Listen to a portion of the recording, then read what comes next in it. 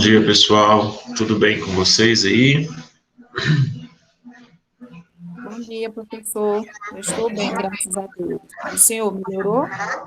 Estou Está. melhor, graças a Deus. Estou melhorando. Ansioso com o resultado do exame, mas estamos bem. Pessoal, vamos dar sequência, né? Hoje é nosso penúltimo dia de aula. Amanhã a gente encerra, né? É o nosso curso. E para mim foi bom, né? Para mim foi prazeroso. Para mim, eu acho que a gente teve uma evolução significativa, né? Na participação de vocês, no aprendizado de vocês também. Então, hoje eu vou finalizar aquele grupo de slides que a gente estava desde quinta-feira, se eu não estiver enganado. Faltam algumas etapas, né, da gente falar por gestão de competência, ainda falta, se eu não me engano, são 2 itens ainda para a gente falar. E amanhã a gente faz uma retomada, né? Amanhã a gente faz uma espécie de uma revisão de tudo aquilo que a gente conversou, de todos os itens que nós falamos, né, para que vocês possam fazer a atividade final de amanhã, que é a atividade final do módulo de vocês, né? Mas eu vou projetar os slides aqui e a gente vai falar sobre eles, tá bom?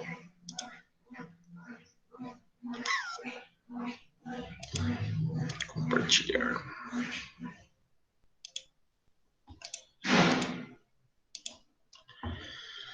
Acho que a última coisa que nós vimos na semana passada foi sobre a questão do poder, né? A gente falou um pouco de poder. E aí agora a gente vai falar de algo que é tão importante para a gestão de RH, como importante para qualquer outro tipo de gestão também, que é o gerenciamento das mudanças, né? O ambiente corporativo, ele é muito volátil, né? Ele muda com muita frequência. Às vezes ele muda com menos frequência do que o necessário. Só desligar esse telefone aqui. Ele muda com menos frequência que o necessário. Quando eu falo com menos frequência, é que ele deveria ser mais adaptável e muitas vezes ele não é. Então, nós vamos falar um pouco sobre esse gerenciamento de mudanças, ou como que se deve proceder no caso de mudanças institucionais, organizacionais, quais as principais etapas, as principais jogadas que podem ser feitas.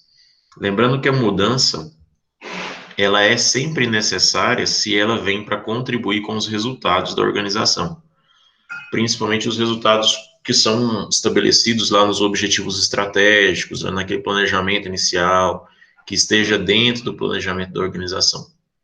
Então, vocês, quando entrarem no mercado de trabalho, vocês vão perceber que sempre há espaço para mudanças, sempre há coisas para se adaptar, sempre há coisas para ser mudadas. E esse processo de mudança ele é muito positivo para qualquer organização que seja, tá? Então, a gente vai um pouco falar de turbulência, né? Do porquê que as mudanças acontecem, como que as mudanças são inseridas. Primeiro, a gente tem 3 tipos de turbulência, né? Assim, são 3 que a gente classifica, mas existem outras, é claro. A gente tem, então, turbulência na tecnologia, a gente tem turbulência no mercado, a gente tem turbulência no ambiente. Na verdade, todas essas turbulências são turbulências do negócio, né? São turbulências que afetam o negócio como um todo. Por mais que eu tenha uma turbulência só dentro do ambiente, né, do meu ambiente de trabalho, essa turbulência ela se configura como uma turbulência do negócio, porque ela vai afetar os meus resultados diretos da organização. Então, eu acho que não tem muito o que explicar sobre cada uma delas, mas, por exemplo, turbulência na tecnologia. É uma questão de novas tecnologias, né? Você precisa se adequar a uma nova tecnologia, você está ficando para trás em termos de tecnologia, o seu nível competitivo está um pouco menor por conta disso, ou seja, você não está tão competitivo quanto você poderia estar, os seus ciclos, eles têm se tornado mais curtos, né? Ou seja, você tem encurtado muito o seu processo produtivo. Então, todos esses tipos de turbulência ou de insatisfações vinculadas à tecnologia, a gente chama de turbulência na tecnologia. Por outro lado, a turbulência no ambiente são pressão de comunicação, desregulamentação, exigência dos clientes, é a turbulência do próprio ambiente corporativo. Então, você tem, por exemplo, uma desregulamentação, o seu processo não é regulado, você não está com clareza dos seus processos, a sua comunicação interna, ela não está bem feita, né? Os clientes têm exigido cada vez mais coisas de vocês que vocês não podem entregar ou que vocês não conseguem entregar. Então, vocês estão vivendo uma turbulência interna, um clima organizacional não muito bacana. Então, todas essas duas vertentes, seja uma turbulência tecnológica, seja uma turbulência ambiente, gera turbulência de negócio, que, na verdade, toda e qualquer turbulência, ela exige que haja mudanças no processo. Toda turbulência, não importa se é no negócio, não importa se é só na tecnologia, não importa se é só no ambiente. Quando nós vivenciamos um processo de turbulência, nós precisamos logo de imediato pensar na mudança que isso vai implicar. Seja uma mudança na organização como um todo, ou nos processos, ou só na comunicação, ou mudança de postura, de estratégia, de liderança, ou até mesmo nas pessoas. Então, o que nós temos aqui, então, de antemão, para vocês entenderem, é justamente isso. Turbulências são movimentações ou insatisfações dentro de determinadas áreas da organização que precisam ou que invocam mudanças, né? Então, a partir do momento que você tem uma turbulência em um determinado setor, seja ela uma turbulência de ambiente ou de tecnologia, você precisa, a partir daí, pensar as mudanças que são necessárias para que essa turbulência se desacelere, para que essa turbulência deixe de existir, tá bom? Então, qual que é a diferença, que é só para contextualizar, qual que é a diferença entre palavra mudança e transformação? Mudança, né, vem do verbo latim mutare, quer dizer pôr em outro lugar, dispor de outro modo, remover, deslocar, dar outra direção a algo, desviar. Em outras palavras, tirar para pôr outro, substituir, transferir para outro local. Resumindo, altera, modifica. Simplificando, mudança vem de mudar mais ânsia, é o ato ou efeito de mudar, certo? E aí depois a gente vai definir, então, o que é transformação. Transformação vem do verbo transformar, que vem do latim, transformar, e quer dizer nova forma, feição, ou caráter a algo. Torna diferente o que era, transfigurar, metamorfosear. Por conseguinte, transformação, que também se origina do latim, transformatione, entende-se pelo ato ou efeito de transformar-se, metamorfose. Qualquer operação em que se modifica um ente ou em que se mapeia uma configuração em outra. E aí, se a gente precisasse, então, agora, dizer para vocês o que é melhor? O melhor é mudar ou o melhor é transformar? Né? O que é... Porque mudar está muito claro, é você tirar, colocar outro, tirar do lugar, mover-se. E transformar, na verdade, tem até o desenho do barro, né, do jarro, que é muito disso, né? Transformar é você mudar a forma com que era feito. Então, por muitas das vezes, pessoal, transformar e mudar dentro de uma organização tem os mesmos sentidos, tá? E na vida de vocês também, às vezes, muitas das vezes, você precisa mudar. Mas, na verdade, às vezes a gente não quer que ele mude, né? A gente quer que ele transforme, que ele seja aquela pessoa que ele é, mas com um novo caráter, com nova... Então, mudar e transformar são verbos muito próximos, né? São coisas muito próximas uma da outra, mas o mudar significa algo mais amplo, significa tirar de um lugar, colocar no outro, é uma coisa que vai ter um impacto um pouco maior. Quando a gente fala de transformar, na verdade, você é o mesmo, o processo é o mesmo, com alguns ajustes. Então, o cerne do problema está na forma como as pessoas encaram as dificuldades, as suas imperfeições, frustrações, isso, na verdade, que os incomoda. Então, o que a gente tem aqui para iniciar? O processo de mudança ou processo de transformação, tanto faz qual é o processo, ele coloca as pessoas em uma situação muito desconfortável. E, geralmente, quem vai lidar com essa situação de desconforto dentro do ambiente de trabalho é o RH. O RH é que vai lidar com essa forma de difícil das pessoas. Às vezes, eles não querem as mudanças, eles não querem... Só permitir a entrada aqui. Eles não querem as mudanças, eles não querem a nova tecnologia. Às vezes um só está ali, né, como a imagem está demonstrando aí, um só está aí querendo, né, fazer, mostrando para eles que é possível, né. aí está fazendo alusão à criação da roda, né? E os outros estão dizendo que não, não querem, não tecnologia, não queremos mudança, não. E, na verdade, esse é o grande difícil, essa é a grande dificuldade da gestão de RH e de todas as gestões possíveis, é lidar com a não aceitação. As pessoas, elas não querem sair de suas zonas de conforto, né? Ou do seu status quo, segurança, o espaço que conquistaram na empresa, podem ser atingidos por fatores alheios à sua vontade, por isso se sentem ameaçadas. Então, todo o processo de mudança que acontece dentro da instituição precisa ser acompanhado pelo RH, precisa ser acompanhado pela psicóloga. Por quê? Porque as pessoas não querem. Eu desafio a vocês, por exemplo, a olharem para a vida de vocês e pensarem em mudanças. Por exemplo, hoje você mora em Mineiros ou você mora em Goiânia e, de repente, você vai ter que se mudar para uma outra cidade aonde você não vai ter nada do que você tem aí, por exemplo. Se você tem emprego, você tem pai e mãe, às vezes perto, você vai para uma cidade onde você não tem pai e mãe, você não tem emprego, mas você precisa ir. Não tem jeito, você tem que ir. Né? Não sei porquê, mas você vai ter que ir. Ou seja, isso te causa estranheza, te causa. Você se bloqueia, você bloqueia as ações a partir do sentimento que você tem de que você está sendo incomodado, sendo tirado da sua zona de conforto. E dentro do ambiente corporativo é muito chato isso. As mudanças, elas sempre acontecem. Existe aquelas pessoas que são mais maleáveis, ou seja, são mais adaptáveis, existe aquelas que não são, e o RH tem que estar ali, mediando essa mudança.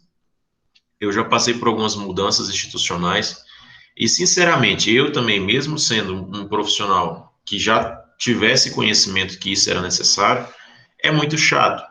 Por mais que você tenha consciência de que é necessário, o processo de mudança é muito chato. Né? Ele coloca você em situações que você não se colocaria se estivesse do jeito que estava. Tá? Então, a gente vai agora, a partir desse slide, tentar entender como que é melhor, qual que é a melhor forma de se comportar ou de gerir uma mudança, né? E aí tem uma frase aqui do Richard que é muito legal. Na verdade, as pessoas não resistem às mudanças, né? Elas resistem a serem mudadas, tá? Então, não há uma resistência, pelo menos por Richard, né? Não há uma resistência enquanto há mudança, mas existe uma resistência enquanto a mudar-se enquanto pessoa. E aí a gente vai ver isso nas mudanças do nosso dia a dia. Ah, a gente vai mudar um processo. O processo agora, ele tinha que, era um pedido de compra. Antes do pedido de compra, o almoxarife tinha que fazer, passava para o supervisor do almoxarifado, e do supervisor do almoxarifado ia direto para o compras. Mas aí a gente está percebendo que está passando muita coisa errada. Então a gente vai fazer do almoxarife para o supervisor de almoxarifado e depois vai para o supervisor de compras antes de chegar no diretor de compras ou no comprador. O cara lá do almoxarifado, ele vai se sentir mal por isso, porque na verdade o serviço dele foi colocado em cash e vai ter que mudar a rotina de trabalho dele. Ele nem está preocupado, às vezes, com o processo em si, se o processo vai ser melhor ou pior. Ele está preocupado com ele, porque ele vai ter que trabalhar de uma outra forma. Então, ele, às vezes, a resistência dele não é sobre a mudança do processo, mas sobre a mudança do seu trabalho, tá? Então, vocês, quando forem trabalhar, alguns já trabalham, mas tomem cuidado com o posicionamento de vocês frente às mudanças, né? Aí, vocês, enquanto funcionários, saibam que a mudança, na maioria das vezes, ela vem por uma boa causa, né? Por um bom intento. A não ser que a sua gestão seja muito incompetente para promover mudanças que não vão agregar. Então, vocês estejam sempre abertos ao processo de mudança.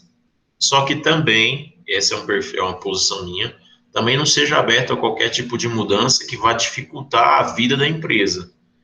Entende? Então, você tem que ser muito sincero também quando lhe pedirem uma opinião a respeito de um processo de mudança qualquer que seja.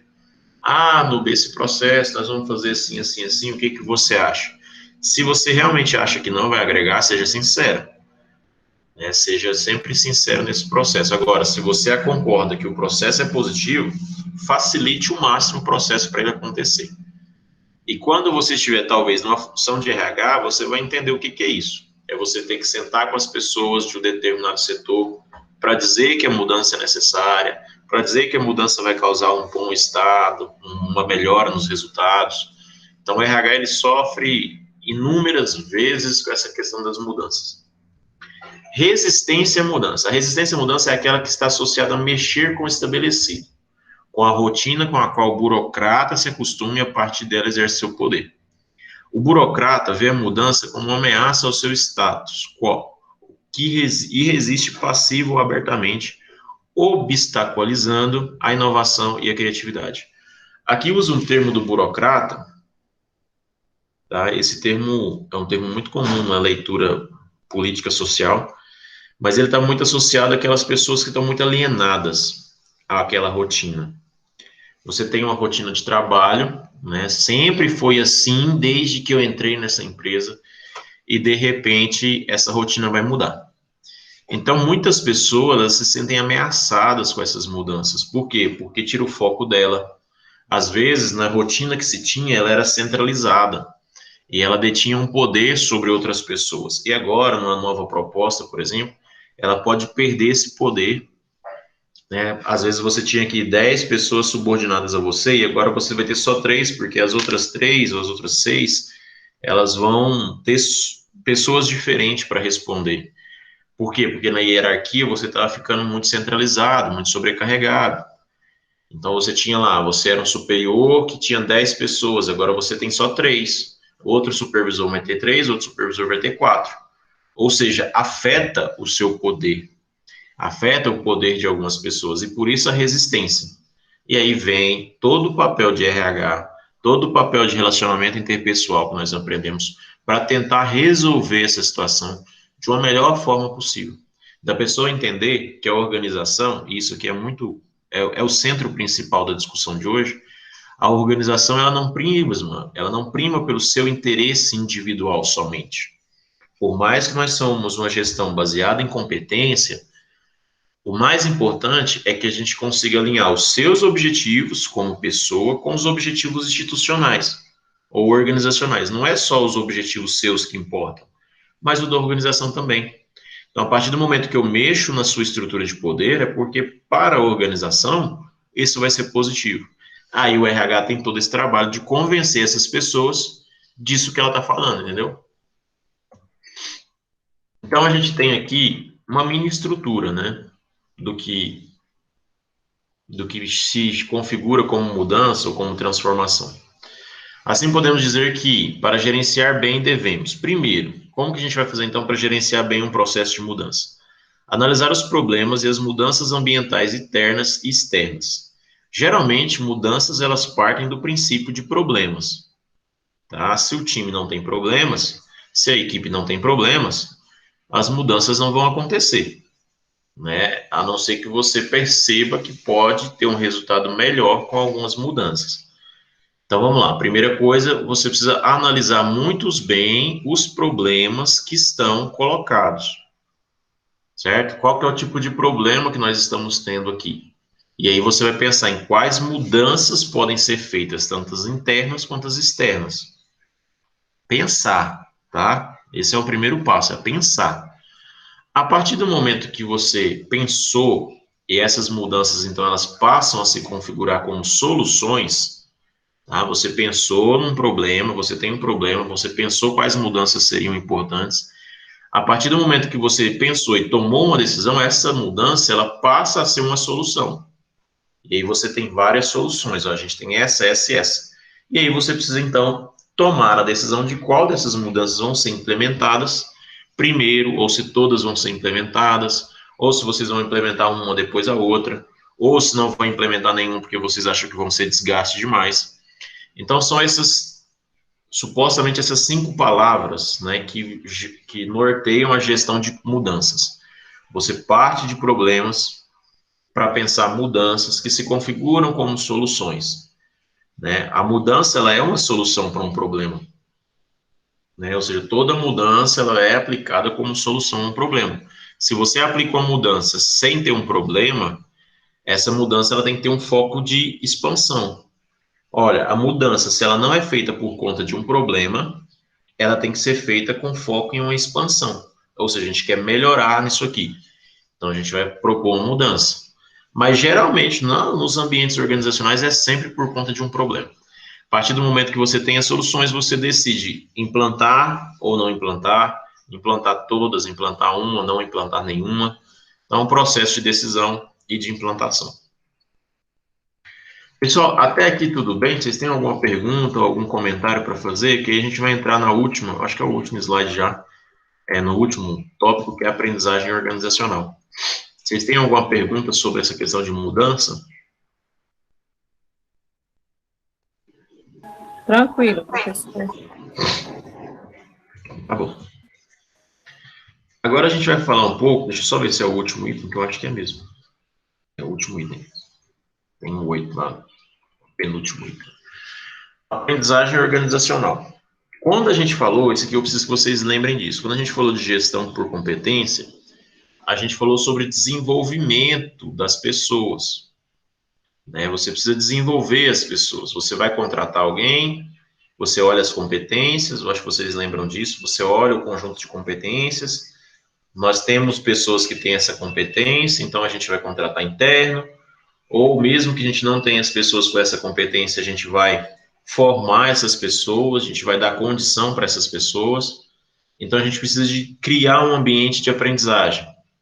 Criar, até a gente usou o exemplo da Vale lá, que tinha a própria instituição de ensino. Então a gente precisa de criar um ambiente de aprendizagem organizacional. Então a gente tem dois itens, né, para ser falados aqui, na verdade. A gente tem o que a gente chama de educação corporativa, né, e organização de aprendizagem. São dois termos. Educação corporativa não necessariamente significa dar conhecimento às pessoas. Quando eu falo de conhecimento, não é conhecimento externo. Por exemplo, eles não sabem sobre Excel, nós precisamos falar de Excel com eles. Não é isso. Educação corporativa é você ensinar as pessoas a lidar com a sua organização. É ensinar os seus colaboradores a trabalhar, mas não é ensinar eles o técnico do trabalho. É ensinar eles o que está explícito à sua organização. Por exemplo, fatores facilitadores, né, ou coisas que facilitam essa educação corporativa. Solução de problemas, experiências passadas, atividade proativa, diálogo, novas tecnologias. É como se você estivesse ensinando os seus colaboradores, ou quem quer que seja, sobre a sua organização. É como vocês funcionam. Tá? É como vocês funcionam. Isso é o que a gente chama de aprendizagem organizacional. É entender os processos da sua organização de forma ampla, entender ele como um todo. E não, na verdade, entender só o meu setor de compra, só o meu setor de venda, só o meu setor de almoxerifado. É como se eu estivesse dando ao meu coletivo a noção da corporação inteira. Existem alguns fatores que limitam, né, essas decisões ou esse tipo de atividade. Necessidade de mudança cultural, porque isso é difícil de lidar. Então, por mais que eu queira ensinar isso às pessoas, essa necessidade de que a pessoa mude a cultura dela para entrar, ou mude a cultura dela para entender, é difícil. As estruturas, muitas vezes, hierarquizada ou verticalizada também é difícil para essa educação corporativa. Por quê? Porque quando você tem muita... O certo, o bom, é uma estrutura horizontal, onde as pessoas, elas têm os mesmos níveis. Quanto mais a estrutura é verticalizada, quanto mais cargos você tem, mais difícil é você dar a educação corporativa. Por quê? Porque o RH, nem o próprio RH, acessa os níveis mais altos da organização. Entendem isso? Então, quanto mais a estrutura é hierarquizada, ou seja, quanto mais ampla é essa hierarquia, vocês já devem ter visto estruturas com um monte de hierarquia, começa lá no presidente, até chegar lá embaixo, e o RH muitas das vezes não acessa os níveis mais altos. Então, é difícil para o RH, por exemplo, promover uma educação corporativa. Comportamento defensivo também, tanto dos colaboradores quanto dos supervisores, para que isso aconteça. Imediatismo quanto aos resultados. Muitas vezes as pessoas querem resultado de imediato, não as pessoas, né? Os supervisores, os líderes.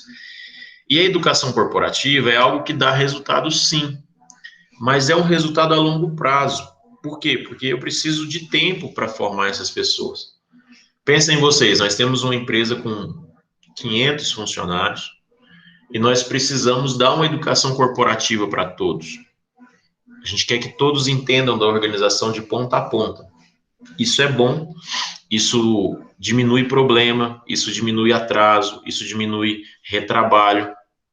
A partir do momento que eu sei como que funciona o setor da frente, eu vou fazer o meu trabalho da melhor forma para que isso siga adiante. Quando a gente trabalha com fábrica, isso é muito comum, né? Você conhece só o seu setor, só o seu. Então você faz da melhor forma para você. E quando você manda o serviço para frente, pode ser uma peça, pode ser um produto, esse produto às vezes não vai do jeito que eles esperam que chegue. Aí eles precisam refazer. Eu trabalhei numa fábrica de uniforme há muito tempo, então tinha muito disso, né? Por exemplo, a gente tinha um setor de corte, tinha um setor de estamparia e tinha um setor de costura. Quando as pessoas cortavam as peças e mandavam para a gente para estampar, por exemplo, a depender de como elas colocavam a peça, por exemplo, a gente vai pintar a frente da camiseta inteira. E aí eles mandavam frente, costa, manga, tudo junto, né, para não perder. Mas se eles mandassem só o que era para pintar, era mais rápido. Se eles mandassem com o lado certo para cima, era mais fácil, porque tem esse negócio de avesso direito. Então, foi um processo de mudança que existiu lá enquanto eu estava, na época eu ainda era estagiário, mas é um processo de mudança que parte da educação corporativa. Se eu entendo como é o processo seguinte, eu faço o meu processo da melhor forma para que eles caminhem com menos atraso, com menos retrabalho. Porque quantas vezes acontecia da estamparia fazer a estampa errada, do lado errado, na peça errada, porque o setor anterior não conhecia o nosso setor. E também porque quem estava na estamparia não sabia nada de corte. Então, se era frente ou se era costa, porque quando a peça está aberta, né, quando está sem fechar, é muito difícil diferenciar o que é frente do que é costa. Eu lembro um fato que aconteceu onde eu era estagiário, a gente pintou 1.200 camisetas erradas. Por quê? Porque era para pintar a frente e nós pintamos as costas.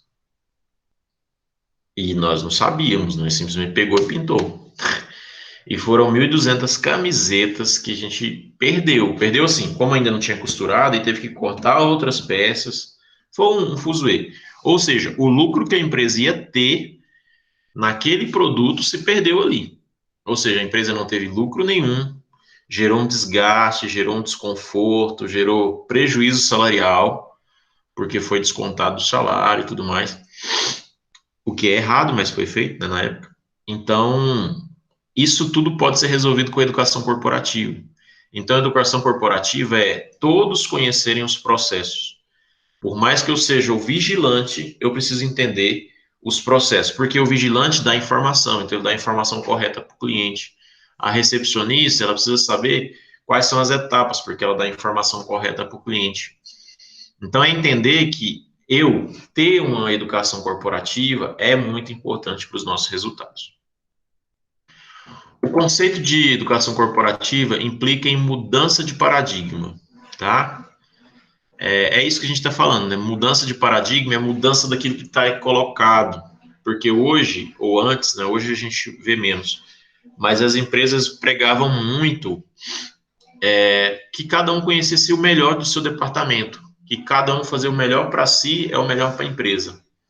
Né? Mais ou menos isso. E, na verdade, isso é uma quebra de paradigma, né? Então, você tem o que é tradicional, que é desenvolver habilidade, necessidades individuais, aumento das habilidades. E quando a gente fala de educação corporativa, a gente não fala mais de habilidade, a gente fala de competência. Porque competência é conhecimento, habilidade e atitude. Lembra do chá? Habilidade é só você saber fazer. Mas quando você fala de competência, você tem ali, além do conhecimento, a habilidade e o colocar em prática. Então, na visão da educação corporativa, nós trabalhamos com competência e não com o termo habilidade. Necessidades individuais, a gente não fala disso, a gente fala sobre estratégia de negócio, porque na educação corporativa não é o individual que prevalece, mas é o coletivo. Então, eu entender de todos os processos é uma estratégia para que todos tenham o melhor resultado. E quando a gente fala de aumento de habilidade, a gente vai falar de competitividade, que isso traz competitividade para a nossa empresa. Então, você tem o objetivo, que é desenvolver, o foco, que é na estratégia, e o resultado, que é aumentar a competitividade da sua empresa. Aí tem casos de sucesso, né? No caso da Votorantim, que tem muito disso, de um treinamento. Toda vez que você entra na empresa Votorantim, você recebe um treinamento organizacional. Eu não lembro se são 2 meses ou 3 meses, ou o tempo da experiência, você está sobre treinamento institucional. Educação corporativa, então, compreende a filosofia que orienta todas as atividades realizadas para identificar, modelar, difundir e aperfeiçoar as competências essenciais para o sucesso de uma organização. Busca as condições favoráveis de inovação, flexibilidade e motivação para um melhor ambiente interno, melhor relacionamento com o ambiente externo e maiores resultados para o negócio. Então, na verdade, essa educação corporativa ou esse espírito corporativo, ele tem resultados excelentes dentro de uma organização, tá? Esse slide aqui fala sobre a nova visão da liderança empresarial em relação à aprendizagem organizacional. Então, na verdade, como que é vista essa aprendizagem organizacional hoje pela grande liderança ou pelos líderes empresariais, né? Descobrimos que a maioria dos líderes executivos eficazes começa por reconhecer que este é um jogo novo e que muitas das suas habilidades e comportamentos tradicionais, tidos como os mais confortáveis, podem ser maiores obstáculos. Para promover uma cultura mais orientada para a aprendizagem, devem abdicar da ideia de que tem que ter todas as respostas. Chama a atenção para isso aqui, que eu ouvi essa frase não tem poucos dias, né? Um supervisor, ele tem que ter todas as respostas. O dono da empresa, ele tem que ter todas as respostas? Não, ele não tem que ter todas as respostas. Gestor nenhum tem que ter todas as respostas. Tá? Gestor nenhum precisa ter todas as respostas. Ele precisa ter uma equipe que lhe dê respostas. Certo? É lógico, ele não pode desconhecer do negócio, mas ele não precisa ter todas as respostas na palma da mão quando lhe é solicitado.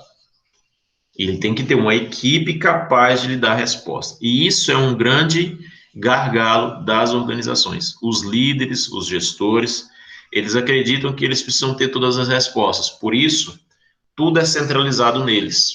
E, na verdade, quando a gente fala de aprendizagem organizacional, é quando isso não acontece. É quando a aprendizagem ela está solta.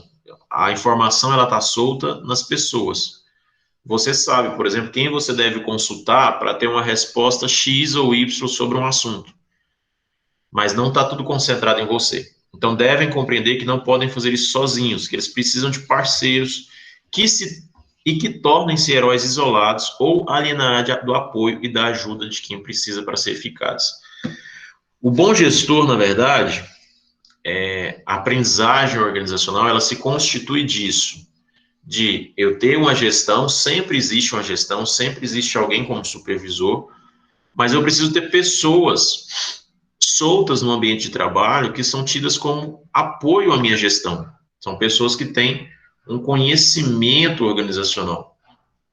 São pessoas que têm um conhecimento da instituição, que têm um conhecimento do processo, que aqui ele está chamando de herói. Ou você tem eles como parceiros, ou eles vão se tornar heróis isolados, né? Que não vão te dar apoio, ou seja, ele sabe da organização, então ele vai trabalhar independente de você. E quando ninguém conseguir te acessar, vão acessar essa pessoa. Então, o relacionamento interpessoal, a forma de lidar com essas lideranças, tudo isso faz parte de uma aprendizagem organizacional bem construída. Aí tem mais um exemplo, né? E aí, por último, aqui, nos últimos slides, fala um pouco de criatividade e inovação nas empresas. A gente falou um pouco sobre criatividade quando a gente falou de empreendedorismo lá atrás, né? Mas, na verdade, aqui também volta-se a falar um pouco disso, né? As empresas, elas, para sobreviverem, elas precisam, sim, né, de estar constantemente buscando uma aprendizagem, buscando uma inovação, buscando melhorar o processo. E nem sempre a palavra inovação, como nós já dizemos outras vezes, nem sempre inovação se configura em tecnologia. Inovação pode ser processo, tá? Então, criatividade é inventividade, inteligência, talento, natos ou adquiridos para criar, inventar, inovar, quer no campo artístico, científico, empresarial, esportivo, etc. Por que algumas pessoas são criativas e outras não? Sempre tem essa questão, né? Por que Uns são, outros não são. Quer dizer que isso é de berço, isso a pessoa nasce com isso, a pessoa ela precisa construir isso. Então a gente sabe que a capacidade de inovar, ela pode ser nata, a pessoa pode ter nascido com ela. Quando a gente fala nascido com ela, não é que a pessoa saiu do berço com essa criatividade, é que ela conviveu com pessoas criativas. Tá? Então a criatividade tem muito a ver com o seu processo formativo enquanto pessoa. Com quem você conviveu ao longo da sua formação? Seus professores, seus pais, seus avós, eram pessoas criativas? Se eram, a sua chance de ser criativo é muito grande. Se eram pessoas não criativas, a chance também de você não ser criativo é muito grande. Só que criatividade é algo que pode ser adquirido, tá? Então você pode adquirir criatividade a partir de cursos, de formação, de imersão, de um monte de processos que despertam o seu lado do cérebro que está guardado a criatividade. Hoje, a capacidade de inovar é mais do que um instrumento profissional. Ela é uma questão de sobrevivência. Então, no mercado de trabalho hoje, você ser criativo, ou ao menos ser aberto à criatividade, é um fator de sobrevivência. Principalmente para quem tem o próprio negócio e principalmente para altos cargos de gestão. Né? Você precisa estar constantemente aberto à criatividade ou ser criativo, mudar o seu processo, fazer diferente, buscar uma outra via, mudar o produto. É sempre importante. O esperado nunca acontece, o inesperado sempre. Essa é uma frase do Keynes, né? Isso resume um pouco da lógica da criatividade. Porque tudo aquilo que você está esperando sobre um negócio, sobre um mercado, muito difícil de acontecer. Você foi lá, planejou, preparou, se estruturou, está tudo certo, e aí você vai trabalhando, trabalhando, mas aquele resultado que você esperava não veio, não aconteceu. Mas o inesperado, ele sempre vai acontecer. Por exemplo, ano passado, quando todo mundo encerrou 2019, fazendo planos de que 2020 seria um ano positivo para a economia, que seria um ano de crescimento, um ano onde as coisas iam começar a andar. Aí você entra 2020, chega março, pelo menos no Brasil em março, né? Tudo se fecha, né? A pandemia chega, se instala a partir do dia 15 de março, decretos, e até hoje a gente vive ainda a situação de um decreto ou outro que bloqueia uma coisa, bloqueia outra. Ou seja, qual foi a opção que você teve no meio desse inesperado? Ou seja, é isso que nós estamos dizendo, né? Ou seja, o esperado nem sempre vai acontecer. Às vezes acontece, né? Mas o inesperado, ele sempre vai acontecer. E aí a capacidade do gestor e das pessoas de se sobressaírem é que é o diferencial, né? A cultura criativa nas empresas é o ato de trabalhar com e através de pessoas para realizar os objetivos estabelecidos. Então, aqui nós estamos no RH, né? Nós estamos aqui analisando o RH. Então, o RH, o que é ser criativo para o RH? Além de outras coisas, de projetos e tudo mais, é fazer com que as pessoas trabalhem em prol dos objetivos que eles estabeleceram. Certo? O RH, ele tem que ter essa criatividade. Esse é o grande processo criativo do RH, porque é o mais difícil de todos, porque as pessoas estão atrás dos seus próprios interesses. E o RH precisa trazer esses interesses em comum com os interesses da organização. Isso é para o RH ser criativo. E o RH tem uma outra missão ainda mais difícil. É estimular as pessoas a trabalharem de forma criativa. Não sei se vocês conseguem ter a mesma conclusão que eu, mas para mim, eu consigo ver o RH, por exemplo, como a referência, o setor de referência. Porque as pessoas vão ser cobradas pelo RH, então o RH tem que ser a referência de criatividade, a referência de um bom trabalho, a referência de um trabalho organizado. E não é isso que a gente observa nas empresas. O RH, na maioria das vezes, não é o setor de referência. É um setor, às vezes, bagunçado, é um setor, às vezes, desestruturado, é um setor que, às vezes, não está alinhado. Então, o RH, ele é o coração de uma organização. Se ele fizer a sua tarefa bem feita, né, claro. Todo ato de criação é, antes de tudo, um ato de destruição. Pablo Picasso, meio filosófico isso aqui, né? Mas na economia a gente tem algo que a gente chama de destruição criativa, que é quando eu vou você desconstrói um produto para criar um produto novo, melhor. Você está no processo de destruição criativa. E no âmbito corporativo é a mesma coisa, né? Você criar processos novos é muito difícil. Então, você pega um processo antigo, destrói ele, e a partir dele você faz um outro. Então, todo ato de criação é um processo de destruição. Beleza?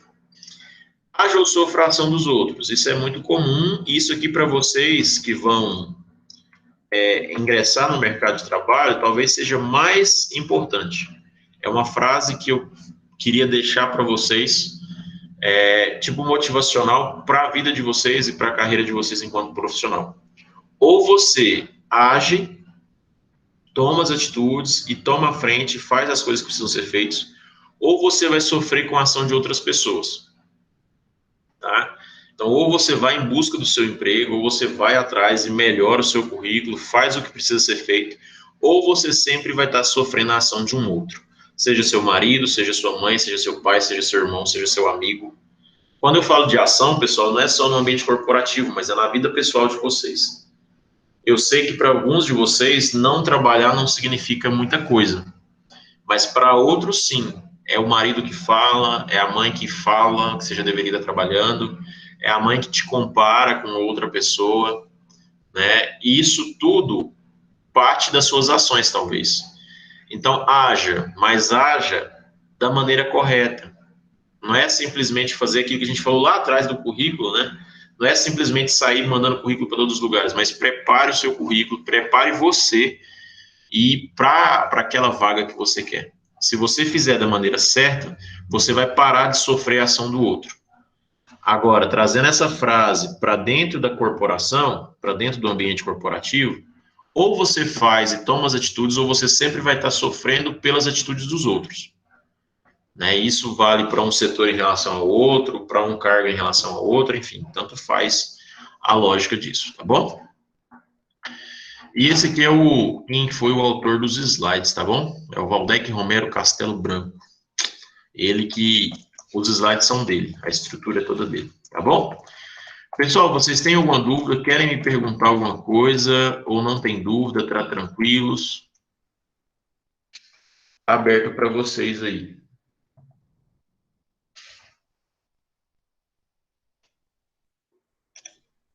Da minha parte está tranquilo, professor.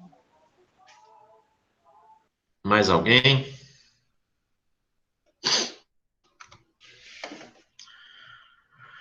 Tá, se não existem dúvidas, amanhã, pessoal, a gente vai encerrar, né, o curso, a gente vai fazer uma revisão ampla e eu vou disponibilizar amanhã, eu vou falar um pouco da atividade de amanhã, depois eu volto e falo de hoje.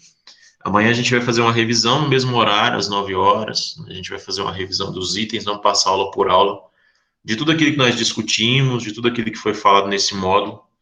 Vou falar um pouco também de uma forma geral do curso, se houver dúvidas, se houver perguntas. E aí eu vou disponibilizar uma lista de exercícios, eu ainda não elaborei ela, mas vai ser pequena, não vai passar de 15 exercícios conceituais sobre esse processo de gestão de RH. Conceitual mesmo, tá? Sobre conceitos, sobre práticas, regras. Vou disponibilizar a lista, vocês vão responder e vão anexá-la de volta lá no envio de tarefa. A gente já fez algumas desse jeito, né? Essa vai ser a atividade final amanhã, tá? Então amanhã seria muito importante que vocês participassem da aula ao vivo, porque eu vou apresentar as unidades e possivelmente já vou dar muita dica do que são as questões que vocês vão resolver, que vai facilitar muito para vocês resolverem o mais rápido possível. E para hoje, nós vamos continuar com o fórum e vocês vão falar sobre gestão de mudanças, né? Desse slide nós falamos sobre mudanças, do que vocês entenderam por gestão de mudanças e qual que é a relação que existe entre gestão de mudanças e aprendizagem organizacional. Porque, na verdade, a aprendizagem organizacional, ela nos ajuda e muito a lidar com os processos de gestão de mudanças, ou ela nos ajuda a lidar com as mudanças. A partir do momento que você conhece sua corporação, ou que você tem uma cultura de aprendizagem instalada, você consegue cada vez mais lidar de forma mais amena com as mudanças, tá? Então, hoje, a aula de hoje, encerrando aqui, eu vou colocá-la na plataforma. e eu quero que vocês façam esse comentário. Fazer uma apresentação do que é a gestão de mudanças, ou como que é o processo de mudança dentro das organizações, como deve ser, e a relação que existe entre esse processo e a aprendizagem organizacional. Tá bom? E além disso, né, quem tiver com atividades em aberto ainda, correr para fazer essas atividades, né? Tem várias pessoas que não fizeram atividades, ou fizeram uma, não fizeram outra, eu estou meio perdido ali, né? Eu dei uma passada de olho agora de manhã para ver como estavam as atividades e vi que tem muita gente que não respondeu uma ou outra, tem gente que respondeu só o início, depois não respondeu mais, que vocês pudessem dar uma atualizada. E qualquer dúvida que vocês tiverem nas atividades, pode mandar mensagem para me ajudar vocês. Tudo bem? Tudo bem. Sem dúvidas, então, meu povo. Pessoal, se não tem dúvidas, então a gente encerra. Desejo para vocês uma boa semana, né? Uma ótima segunda-feira. Amanhã é o nosso último dia de aula. Então, até amanhã. Boa atividade para vocês. Até amanhã, professor.